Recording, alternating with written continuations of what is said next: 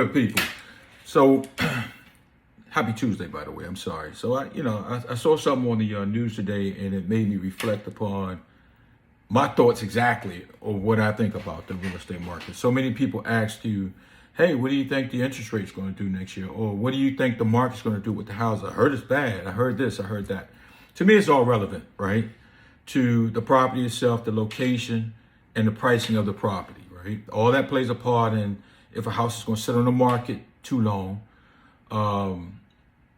You're basically the seller of the property. And then if the seller listens to the real estate agent is going to tell her what you think. And stop being so stubborn about the price because you're not in that market. Whereas though you could just get multiple offers on it, right? So this makes me go back to when people ask me, what do I think about the market? It's relevant in a nutshell of where you're located at and the property itself. Right. And then another thing is I don't have a crystal ball. And I always said this, and I saw this on the news today, and it made me reflect on that. Like, it makes sense. I don't have a crystal ball. I can't tell you what the market's going to do. I can't tell you this, right? But you get people on here who think they know, or the so-called experts like in the news that try to predict something. And to me, it scares people. I don't think it's fair to people. It's all relevant to your situation, to the property itself, and the location of the property, and the condition of the property, and the pricing of the property. So if you price it too high, it's too high, you're gonna sit out there. If you're living in last year's market, you're gonna sit out there. So be smart about what you're doing. All right. So what is up with this housing market?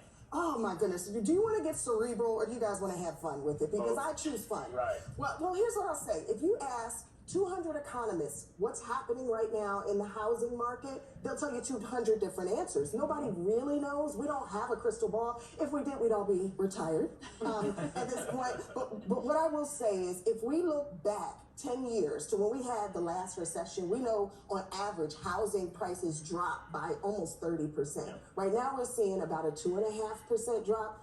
Obviously, it's because of interest rates being so high. But these are not historic highs. This is really the norm. We just got spoiled over the last decade with interest rates. Say that again. I've been telling people that. It's like, this is not that bad. I mean, listen, if you want to buy a home, it is tough. Right. I don't want to, downplay like 12%, it.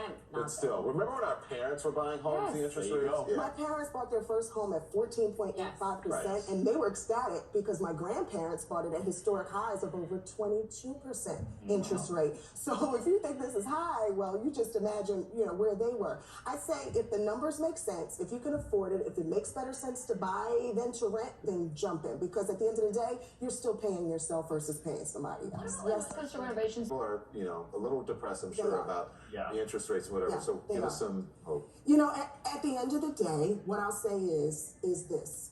Real estate, just like everything else, is cyclical. I don't have a crystal ball. I can't tell you when they're going to come down, but what I will tell you is this.